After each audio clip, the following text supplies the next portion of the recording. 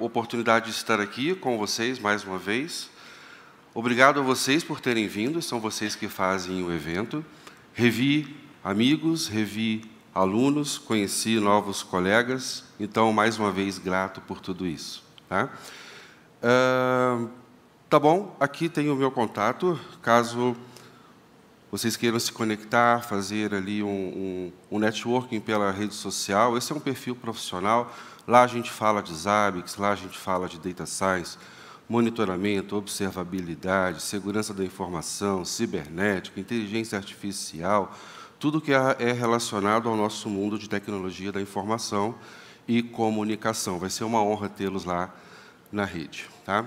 Bom, o nosso tópico hoje, então, é Introdução à Ciência de Dados, ou Data Science, utilizando os Zabbix. Né? Por que esse tema? Nós temos percebido aqui, esse ano, tem uma pegada um pouco diferente nas palestras relacionada a negócios. Né? Ou seja, o dado como subsídio para a informação, conhecimento, sabedoria, geração de insights na sua última instância para auxiliar as tomadas de decisão. Então, faz todo sentido que esse tema venha presente. Temos aqui mestres, participaram ontem conosco, doutores, inclusive em ciências de dados também, analistas profissionais e, para nossa felicidade, 7 novos Zabbix Experts na versão 6.0, colegas com os quais eu tive a oportunidade de estudar e ajudar na formação na semana passada. Então, fica um convite também para todo mundo que tenha coragem, o mercado precisa, e não é à toa que esse tema está sendo muito buscado, infelizmente, no Brasil, tardiamente, mas isso não é um tópico novo. Então, percebam, faz todo sentido o que a gente vai trazer aqui agora, porque é um caminho natural para quem trabalha com monitoramento. Tá? Bom, como isso é um universo, e para quem já me conhece, eu faço sempre uma introdução um pouco mais didática e depois a gente vai subindo degraus juntos para compreender esse tópico que é bastante importante. Não vou definir ciências de dados, eu acho que é um conceito para nós aqui um pouco mais abstrato, implícito, então eu vou contar com essa camada de abstração dos colegas, mas a gente vai falar sobre alguns objetivos e processos dessa coisa chamada ciência de dados ou data science. Bom, inicialmente nós temos ali 4 objetivos. Um deles, análise descritiva, buscar saber o que está acontecendo no ambiente ou o que aconteceu no ambiente, a análise diagnóstica, por que aconteceu? É a parte investigativa que a gente tem que fazer. A análise preditiva, prever. Né? E isso talvez não seja, espero que não seja novidade. Né? O Zabbix trabalha com análises preditivas desde a versão 3.0 em escala de LTS, né, por ordem de grandeza. Então, até aqui a gente caminhou muito bem. E a análise prescritiva, que é o caminho natural, a evolução esperada da análise preditiva, que vem sendo implementada e será ainda mais, está no roadmap que nos foi apresentado na manhã de ontem, embutindo inteligência artificial nos Zabbix, e em algum momento a gente vai ser capaz de fazer análise prescritiva com os Zabbix. Não é possível hoje? Claro que é. Você sabe prever? Se eu faço análise preditiva, planejamento de capacidade, aprendo com o passado, ploto o futuro, então eu sou capaz de prescrever. Talvez inicialmente de forma manual, com as nossas triggers bem pensadas, mas a gente é capaz de fazer. Então, percebam que todo o processo aqui proposto por essa literatura na qual me baseei para trazer para cá, já é possível de se fazer com os Zabbix. E nas caixinhas de elementos azuisinhos, nós temos ali algumas palavras-chave que nos ajudam a fazer a correlação da ferramenta que a gente gosta, né, que a gente usa, com a ciência de dados. Então, se alguma coisa for estranha aqui, por favor, deixem ali no QR Code a pergunta, eu vou ter o maior prazer em responder na primeira oportunidade. Agora, falando de processo de Data Science, o que é? Como eu faço isso? Porque eu lido com os Zabbix todo dia. Eu monitoro. qual é o nosso jargão, qual é aquilo que a gente vende, o que o fabricante coloca na página inicial do seu website. O Zabbix monitora qualquer coisa. Ok, se ele monitora qualquer coisa, eu tenho inúmeras possibilidades de coletar inúmeros tipos de dados, de inúmeras fontes diferentes. E aí vai uma primeira pergunta, né, que não é retórica, quem quiser levantar a mão e responder vai ser muito bacana. Quantos data collectors, imitando a brincadeira na casa de Betsy ontem, né? Quantos data collectors o Zabbix tem nativamente? Só 5 segundos, porque eu também não tenho muito tempo. Vamos lá. Zabbix Agent, ODBC, SNMP, blá, blá, blá, blá, blá. Na versão 6.4.17. Tá? Eu também não decorei isso, eu estudei para trazer. Tá bom? Mas você pode ensinar os Zabbix a fazer coisas, então isso não para em 17 data collectors. O que está no roadmap? O Zabbix, hoje, 6.4, está exportando eventos para ferramentas de terceiros, certo? O que está no 7.0 roadmap? Vai receber eventos de terceiros. Prestem bem atenção. Gosto do Python, gosto do R, gosto do RStudio, gosto de estudar. Porém, o Zabbix tem uma vantagem muito grande em relação à ciência de dados. Por quê? Ele é voltado principalmente para o nosso ambiente de tecnologia da informação e comunicação e a nossa base de dados a ser estudada, que vai sofrer uma modelagem de dados, ela já está lá. Ela não precisa ser imputada em nenhuma outra ferramenta. É em tempo real. Então, vamos pensar sobre isso. 5 etapas de um processo de ciência de dados.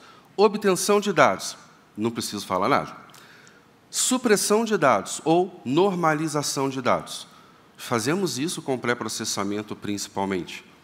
Coletamos o dado, trabalhamos, retiramos, esticamos, puxamos, multiplicamos, normalizamos o dado para trabalhar.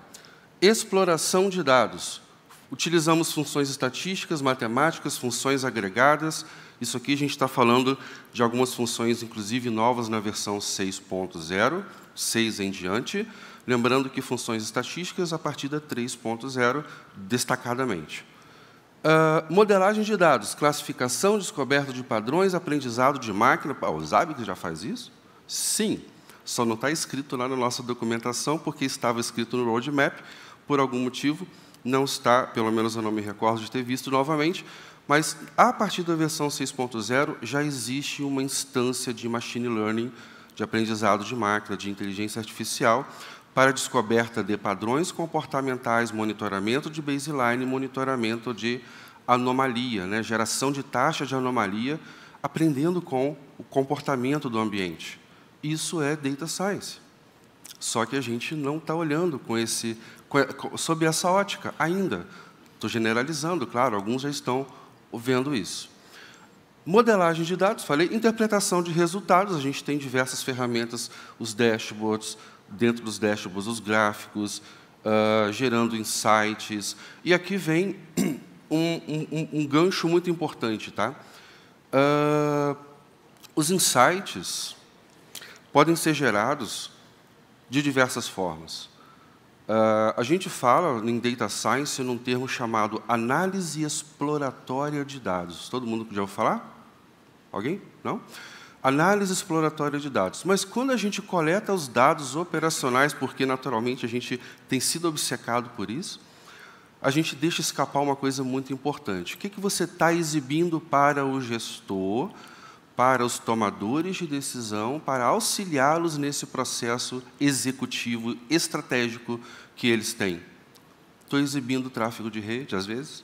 Estou exibindo CPU, memória, disco. Tudo isso é importante, mas não é suficiente. Então, a gente precisa evoluir um outro pensamento, que é a análise exploratória de dados, e ela precisa ser feita, só que vamos para a análise explanatória de dados. Nem tudo aquilo que a gente escova de bit é importante para um decisor. Então, que tipo de dado a gente está levando para ele? A gente precisa muito amadurecer isso. Parar de gerar aqueles dashboards, seja em quais ferramentas forem, inclusive no próprio Zabbix, que simplesmente mostram bits e bytes. Então, fica um convite. como o assunto é muito extenso e o tempo é muito pouco, né, uma pós-graduação leva 1 ano e meio, 2 anos, um mestrado, 2 anos, um doutorado, não faço nem ideia. Aqui a gente tem 20 minutos. Então, a gente vai escolher um pouquinho o que eu posso falar de Data Science, como é que a gente vai introduzir esse tema. Então, eu escolhi um tema introdutório, claro, que seriam os 4 momentos de uma distribuição de dados. Um pouquinho fora da caixa isso para nós, talvez, mas é interessante, eu prometo que vai ser. Então, vamos lá. Distribuição de dados. Estou falando de um período de coleta e análise de dados. Essa é a minha distribuição de dados. E na minha distribuição de dados, em estatística básica, eu tenho 4 momentos. A estimativa de localização, onde a gente busca algumas métricas, como média e etc. A variabilidade, partindo do princípio que esses dados nem sempre serão iguais, o que chama a assimetria. Os dados não são simétricos, eles são assimétricos, mas eu ainda não sei o tipo de assimetria, não sei ainda do que se trata. Vou fazer o estudo. E a kurtose, mas a assimetria e a kurtose eu vou deixar para um pouco mais adiante. Muito bem. O primeiro momento, estimativa. Imagina que essa régua, contendo algumas barrinhas, né, possa estar representando uma coleta de dados durante um período de tempo, ou seja, a minha distribuição. E eu vou dar um exemplo, você aplica no teu cenário, tá bom? Então, pensa comigo. Isso aqui pode ser o tempo de resposta de queries feitas a um banco de dados. Isso pode ser a quantidade de acessos ao meu e-commerce. Isso pode ser um tempo de resposta de uma aplicação web. Isso pode ser qualquer coisa. Porém, note que, deixa eu passar aqui, dentro dessa distribuição, eu tenho alguns dados que têm umas características incomuns. Não comuns, incomuns, discrepantes. E, tecnicamente, isso tem um nome. Vai lá, valendo uma bolsinha. Né? Outliers, ou seja, os picos, os valores que se diferem dos valores considerados normais ou padronizados, algo que não está na média. Então, os outliers a gente não pode confundir. Eles não são apenas números grandes, eles podem ser números muito pequenos também, que vão influenciar a nossa análise, de alguma forma. Então, vamos lá. Nessa questão da estimativa de localização, eu tenho alguns indicadores que nos interessam. Aqui é uma lista que não é exaustiva, certo? Existem outras, mas a gente vai começar por aqui. Uma que é muito conhecida nossa, que é a famosa média. A média é chamada de estimativa não robusta, simplesmente porque ela é influenciada pelos outliers. Então, se eu tenho um período de tempo para analisar e valores muito grandes ou muito pequenos, a minha média vai mascarar o comportamento que eu quero buscar da minha aplicação web nesse cenário hipotético. Certo? Mas não está errado. É uma linha de cálculo. É uma média. A gente aprendeu isso há muito tempo atrás. E os hábitos, naturalmente, faz isso para nós, de bits nas costas. Né? Então, é muito fácil. Inclusive, a cada virada de hora, gerando trends de forma automática. Ok. E se a gente pensar diferente? Vamos organizar esses dados em ordem crescente, do menor para o maior. Então agora eu tenho outra forma de alcançar outros valores. Tem um conceito aqui chamado média aparada. Ou seja, considerando esses dados classificados, eu tiro os 10% dos primeiros valores, que são menores, e os 10% dos últimos valores, que são os outliers também. Teoricamente, aqui no meio eu tenho uma concentração de dados com uma simetria ou uma assimetria moderada, tá? E disso eu tiro uma média. Talvez isso possa representar melhor o comportamento da minha aplicação web hipotética. Poxa, Paulo, mas os outliers são importantes? Sim. Em outros momentos, a gente vai buscar os outliers. Agora, não. Um outro conceito que existe, aqui eu vou trabalhar ele dobrado, que é o percentil ou quantil, e a mediana. Tá? Na estatística básica, se você avançar da esquerda para a direita e buscar a 50ª posição, você chega, teoricamente, no ponto central de dados. só que tem uma característica no nosso modus operandi que não permite que isso seja sempre uma verdade. Qual é a característica? Eu monitoro a cada minuto a minha aplicação web, então eu tenho, em 1 hora, 60 tempos de resposta diferentes. Ou seja, eu tenho um número par. Qual é a posição central? Não tem. Porque é um número par, eu tenho 30 valores para cá e um bloco de 30 valores para lá, eu não tenho posição central. Tá? Então, tampouco eu consigo calcular a mediana, porque no número ímpar de dados, eu tenho a mediana. Mas no número par de dados, eu não consigo a mediana. Então, a mediana ela é calculada como? Eu pego o 50 percentil, quem ocupa a 50ª posição na minha análise de dados, e quem ocupa o início da próxima posição do bloco de dados, tiro uma média dos dois, eu chego no conceito da mediana, que é um valor que representa alguma estimativa de localização que vai ser utilizada em outras análises no futuro. Bom, e o 50% percentil, ele é válido? Sim, porque é uma estimativa. A gente está falando de estimativas, então existem várias técnicas e métricas que podem ser utilizadas. Perdão, aqui eu deixei uma pista da fórmula, isso aqui é um item calculado que é gerado, tá bom? Então, não existe uma fórmula específica, uma função específica, mas você pode gerar com os itens calculados de forma muito fácil. Aqui é um exemplo de requisições web em uma página, onde eu tenho um número menor de requisições de 26, em um determinado minuto eu tive 128, olha só que discrepância. A média 49,8, mas no percentil, desconsiderando outliers, eu tenho um outro tipo de média, vamos dizer assim, e a minha mediana, por um acaso, é igual. Nem sempre será igual, mas aqui ela está igual. Então, percebam que existe uma diferença. A minha média, que a gente está acostumado a fazer muitas vezes, mascara aquilo que, de fato, pode estar acontecendo, de fato, pode ser a minha distribuição. Deixa eu dar uma corrida aqui. O nosso segundo momento, chamado variabilidade, como o próprio nome sugere, estuda a variação dessa assimetria. E existem outros indicadores importantes para isso, como desvio, variância, desvio padrão, desvio absoluto médio da mediana, parece um palavrão, né? Mas não é, bem legal. Amplitude percentil ou quantil e amplitude interquartil ou interquartílica. Vamos lá. Amplitude, bem simples. Dado o menor valor de tempo de resposta da aplicação web, dado o maior valor, se eu subtrair esses valores, eu tenho uma amplitude. Então, o meu tempo de resposta ele chega a esta variabilidade aqui, a esse grau de importância. Então, não me interessa exatamente o valor máximo, não o valor mínimo, mas até onde varia essa coisa, a diferença entre eles. Está aqui. A questão do quantil. Se eu avanço 25% para a 25ª posição de valores, eu crio um primeiro bloco, avanço mais um pouco 50 percentil, guardo essa informação, avanço mais um pouco 75% percentil. Ou seja, eu gerei 4 quantis, ou quartis, e se eu subtraio o 75º do 25º, eu tenho uma amplitude interquartil.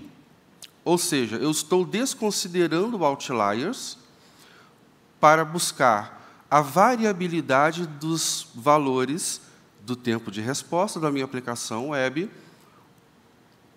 dentro daquilo que eu considero ser normal.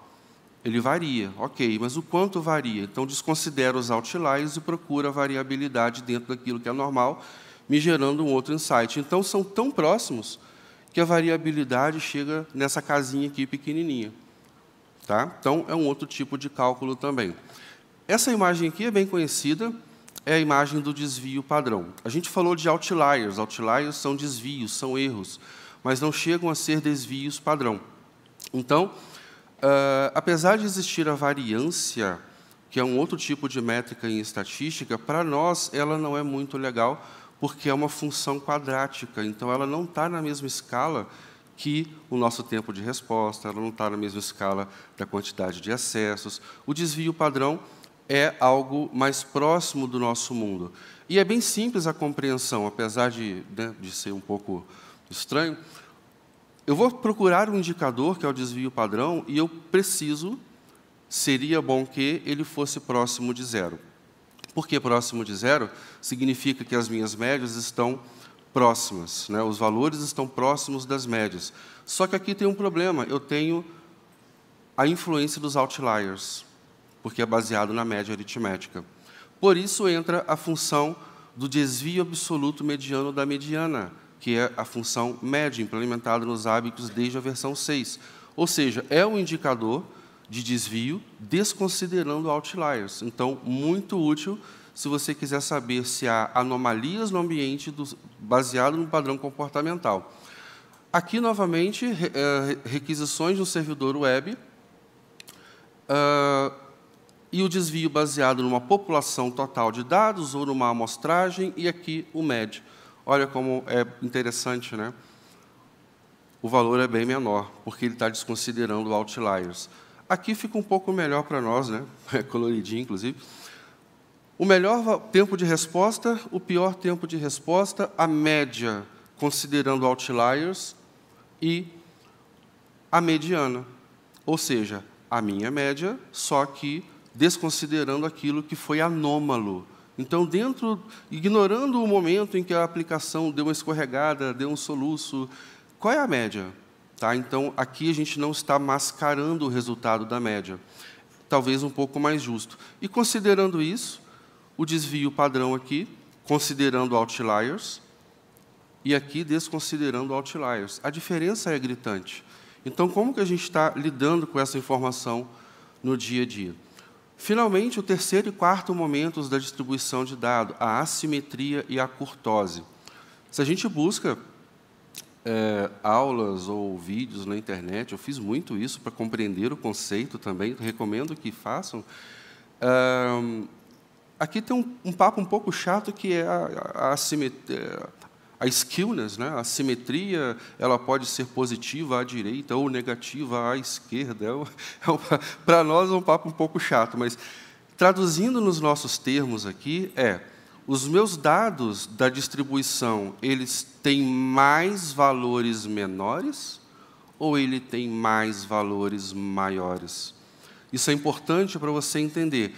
Dentro desse período de tempo, eu tive melhores tempos de resposta comparados aos piores ou o contrário?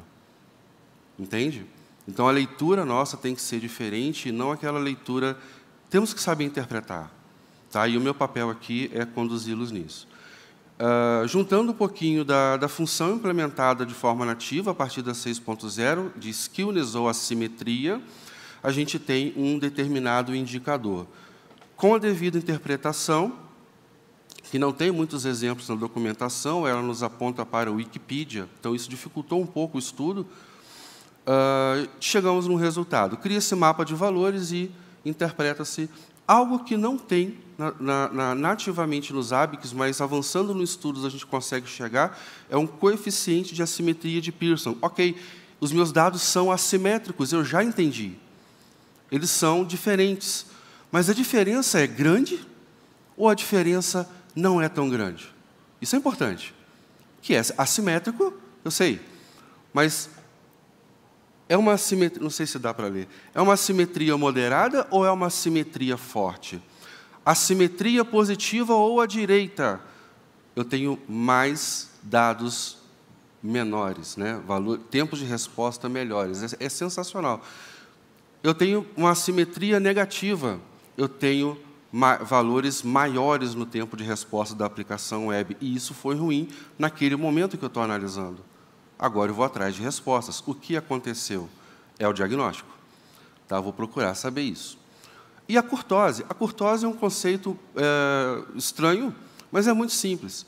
Dada essa simetria e essa distribuição de dados, os meus valores tendem a ter outliers ou não tendem a ter outliers? Bem simples, né? Está propenso a picos ou não?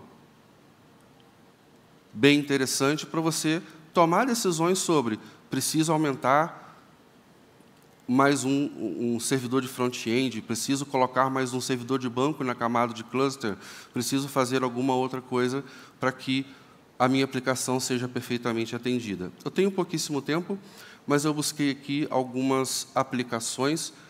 Eu vou tomar a liberdade de avançar um pouquinho aqui. Vamos lá. Eu tenho, primeiro, quantidade de requisições por minuto na minha aplicação web. Eu tenho a observação de um dia, com a ajuda do working time dos Zabbix. Eu sei que, visualmente, madrugada, noite e madrugada, fora do horário comercial, a minha aplicação está mais sossegada. E, claramente, após o horário, durante o horário comercial, eu tenho mais acessos. Considerando todo o dia da observação, isso aqui é um time shift absoluto aplicado, eu tenho aqui, não dá para ver, é uma linha de percentil. Mas não é o percentil da hora que eu estava buscando, é do dia. O meu gráfico me dá o percentil do dia.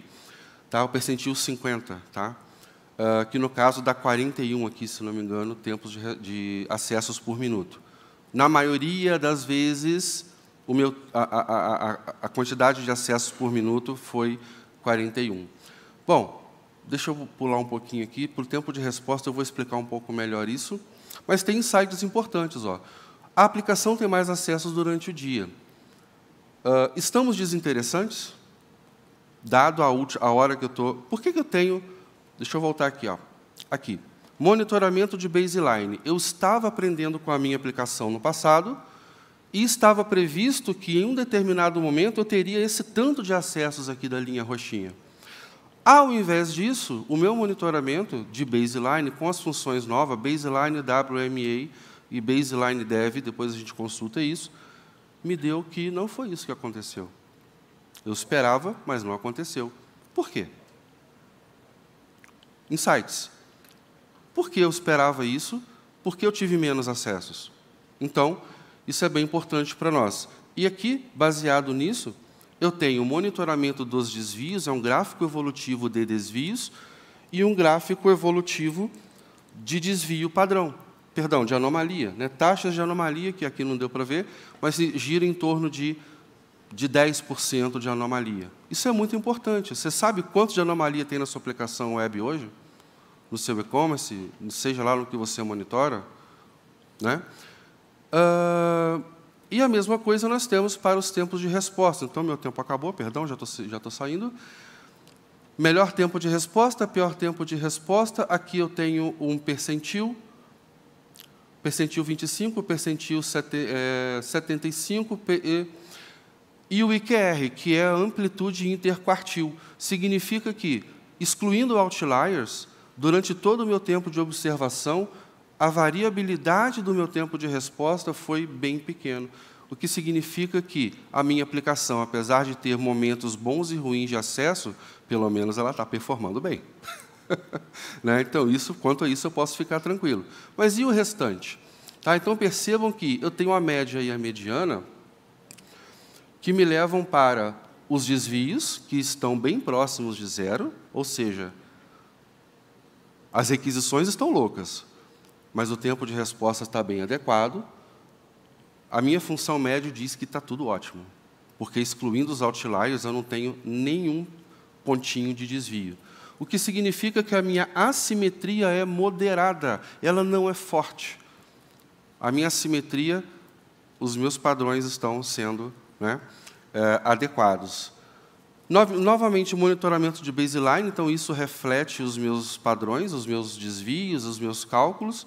O meu gráfico evolutivo mostra que, na maioria dos casos, eu não tenho grandes desvios, e a minha anomalia está bem próximo de zero. Bom, pessoal, performance ok, tempo de respostas adequados, baixa variação dos tempos, os desvios não representam alterações significativas. Essa é a minha conclusão nesse cenário hipotético que eu criei para a apresentação. A pergunta é, como você responde ou como você afirma isso para os decisores? Está tudo bem, né? Ou não está tudo bem? Contra fatos, não há argumentos.